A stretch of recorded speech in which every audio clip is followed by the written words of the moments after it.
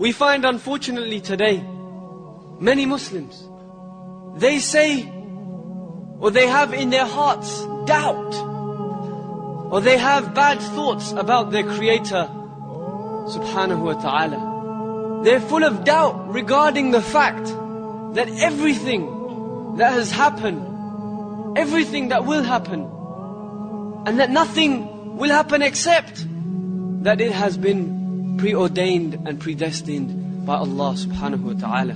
So we believe that things happen because Allah decrees them. And that doesn't mean that Allah loves evil. Allah only loves good, but Allah allows evil to happen for a wisdom that is with Him alone. I have heard with my own ears people saying, doesn't Allah know what is happening in Palestine, in Kashmir? Doesn't Allah see the bloodshed of our Muslim brothers dying? Of our mothers and our sisters being raped in various parts of the world? Doesn't Allah see this? Doesn't He hear the cry of the orphan whose father has been killed, whose uncles and grandfathers have been killed, slaughtered in front of Him? Doesn't Allah hear the cry of these orphans? They say, where is the izzah? Where is the honor that belongs to Allah, to His deen, to the Muslims? Where is the victory that Allah has promised us? Where is the help of Allah? Why are Muslims so humiliated? Why are Muslims in a state of humiliation?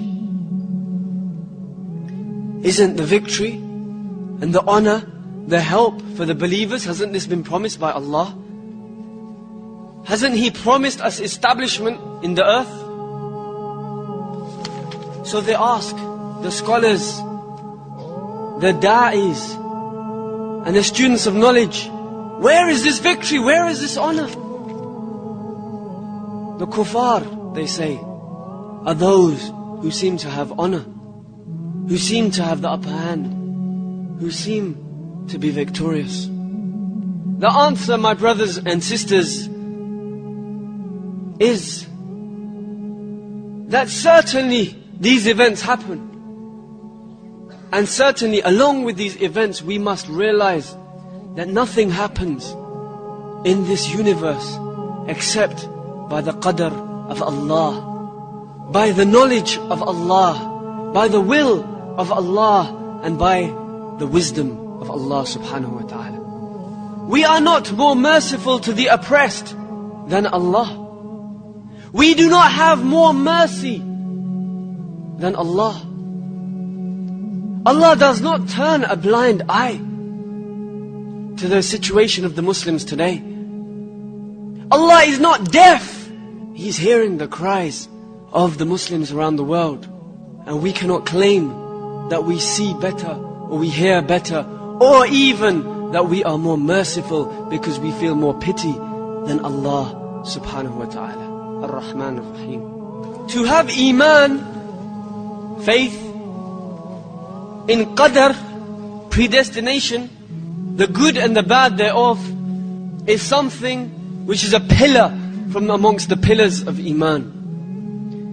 Your Iman is not sahih, it's not correct, and it's not accepted from you until you have Iman and full yaqeen, full faith and certainty in this fact that nothing happens in the universe except by the will, knowledge and wisdom of Allah subhanahu wa ta'ala. This belief, wallah, will save you from every strife and struggle. And the Muslims today are in such time of strife and struggle because of this lack of belief in the qadr of Allah subhanahu wa ta'ala. And belief in qadr is not all of one level. At the beginning you say, look, I believe in it. It's hard for me, it's a bitter pill to swallow, but I believe. Then later on you say, no, I accept it. I accept that this is the decree of Allah for me. And then above that you become content with it. You start to say the highest level and you say, I am pleased with whatever Allah decrees for me. If Allah decrees that I'm going to be hunted down and chased down in a country by an oppressive, evil person, then that is what Allah has decreed for me, and I'm going to be happy with what Allah subhanahu wa ta'ala has decreed for me. Be patient. because your final destination is Jannah. This is what we say to the believers today that are being tried. Be patient, because your final destination is Jannah.